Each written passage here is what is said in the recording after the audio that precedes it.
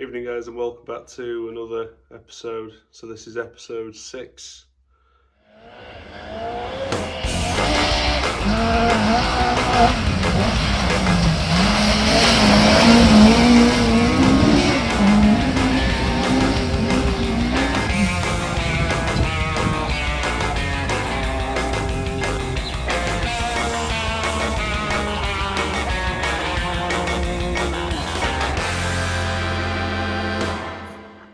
So this episode is going to be all about the engine box, the radiator, sort of all your sort of engine based stuff. So hopefully we'll get the engine back in for the final time. So I've had a few comments earlier on in the project with the engine that we were dropping in and out each time.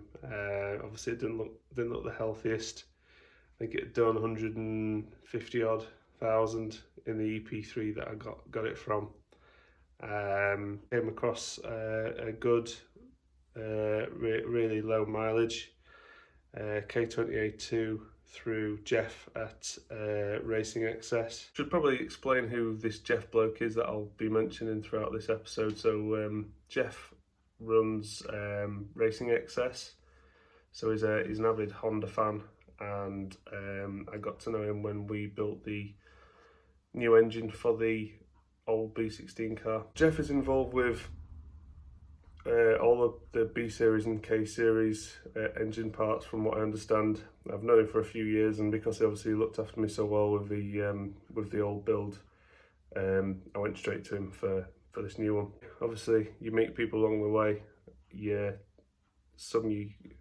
I mean, most places you get really good service from, but it's quite nice with Jeff because obviously he's an enthusiast as well. He's interested in motorsport, so he understands what you want to do with the car and what will suit you. So he's not always looking for obvious sell. He's looking for what's ultimately good for your build. So yeah, everything you've seen throughout all these vlogs pretty much has come through Jeff. So yeah, he's been my one-stop shop. So even stuff that I would normally go to Tegoa for previously, he can supply all that and just supply it all at the same rate that I'd normally pay for it on the Tegoa website. So, so he's helped me out a lot with a lot of advice and good parts. So thank you to Jeff anyway. Racing Excess, here's a link to his Facebook page. I would suggest if you're interested in doing a similar swap to give him a shout. So basically a nice and easy task. I can just take the new long block that I got from Jeff and then put all my ancillaries and stuff onto it. We'll also be getting a new exhaust made for the car. So I managed to sell the K-Series exhaust. I had a Yanspeed manifold and a custom system right back to an X-Power rear silencer. So it was actually fetched pretty decent money, so I've put that to one side and thought that I'll just get a local company to do a proper job of the full system. So yeah, we'll cover that on this episode as well. So part of the new engine, obviously it's a low mileage engine which is in good health. However, we'll be putting a new timing chain, tensioner, water pump, plugs, obviously bought a few filters. I want to give it just a flush through, and then I'll stick a new one on it as well. So there's a new one already on it now, and then one for the change. A few bits from Honda for the odd gasket that I need. A damaged idle control valve. You can just about see it's damaged. Just on the side, they're quite common to split. You see it there, look. So because it'll be running Honda data and I can map it out, I've got rid of the idle control valve port on the actual throttle body, so you can actually plate it up, and then you can get rid of that as well, so you can just put a little bung in it. Standard EP3 inlet manifold, which is here. As I say, a lot of the stuff that came off the original engine was pretty rank, so it's going to take quite a bit of cleaning. And then you've got the I don't really know what you call it. It's great big housing which contains a lot of your idler pulleys and stuff, and then the water pump. So I would call it the water pump housing. Goes right at the front of the engine, big ugly thing. EP3 inlet manifold. However, we're going to be upgrading to the RBC.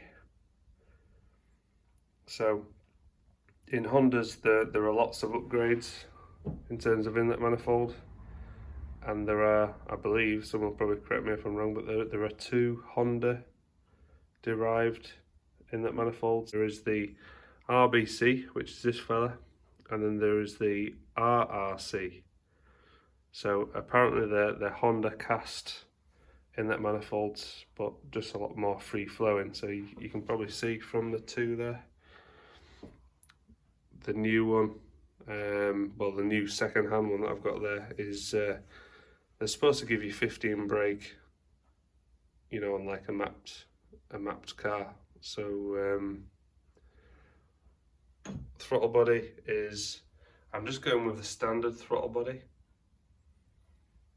Some guys go for the 70 or 80, 82, I think they buy these special throttle bodies. They're about 500, 600, 700 quid, and they give them like maybe an extra 5 horsepower, but yeah, fuck that. So that's what the adapter plate's for.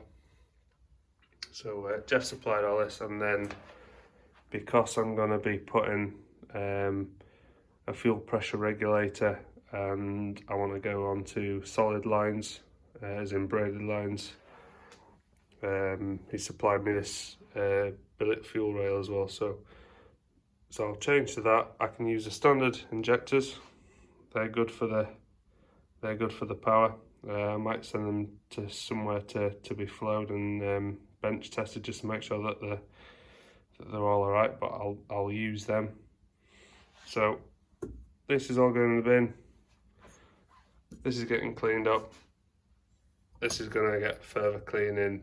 So is this, and then we're going to fit all these bits. So one of the first tasks is the baffled sump.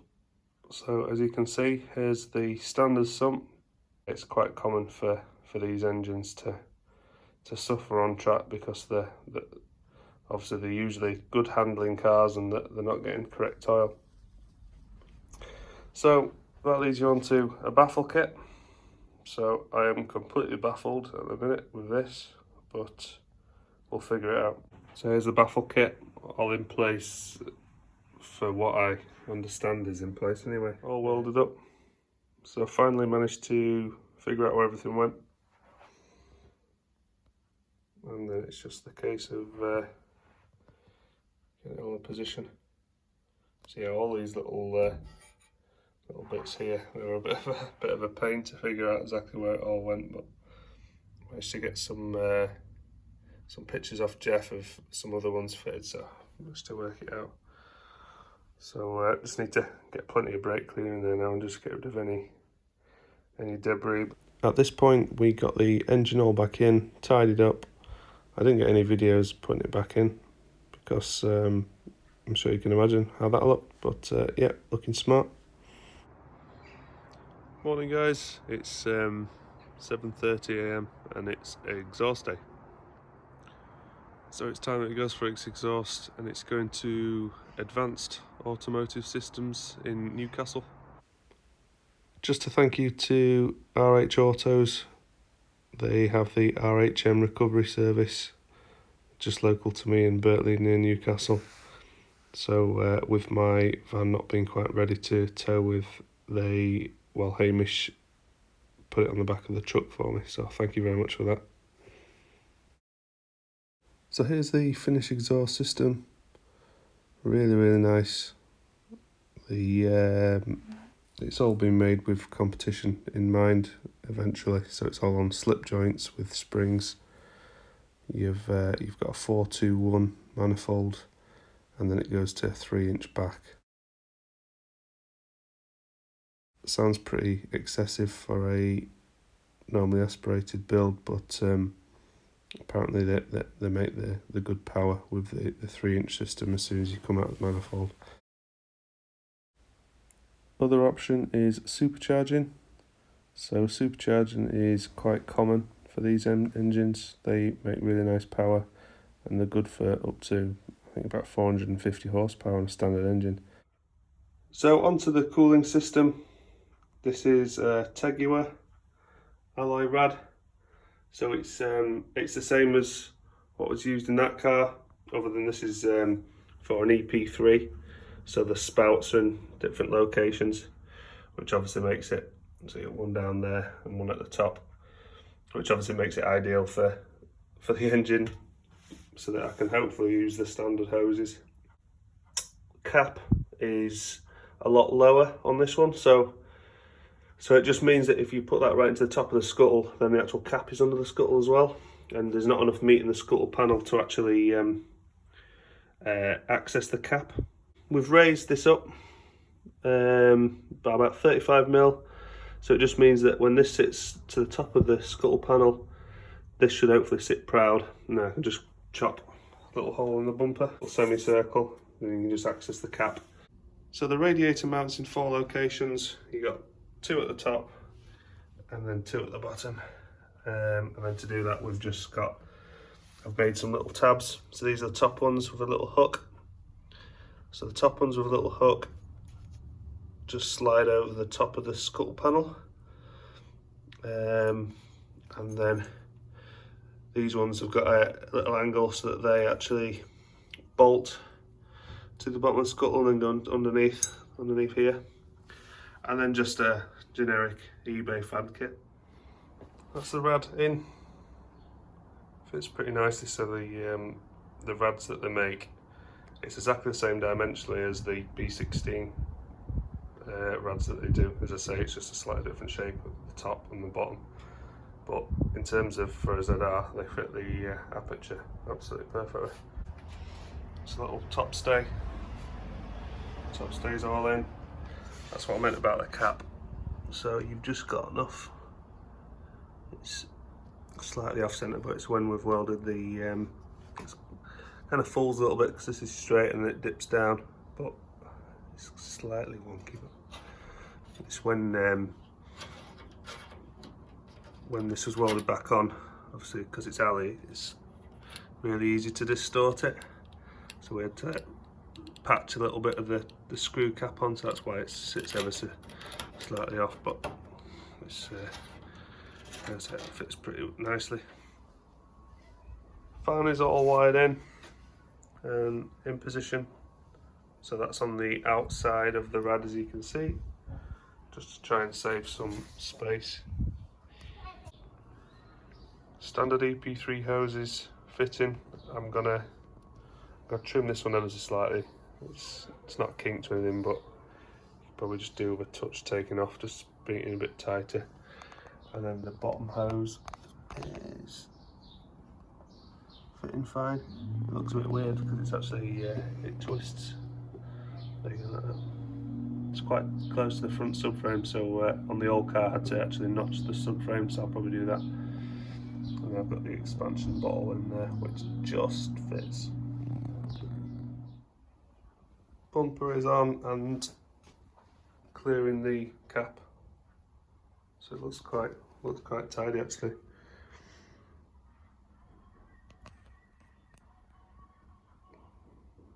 Pretty pleased with that. How good is that? Look at that, proper.